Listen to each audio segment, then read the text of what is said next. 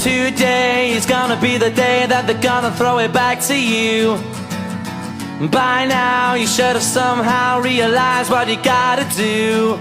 Masyado nyo nang nino-normalize yung pagiging kamote, boy. Normal ba sa Pinoy maging kamote? Nakakatawa yung mga tanga-tanga, Nung alam mong mali sila, ay, kaya naman maging matino ng mga Pinoy. Yung iba pinaninindigan lang yung pagiging tanga. Ito ba yun? Bagay, may kanya-kanya naman tayong choice.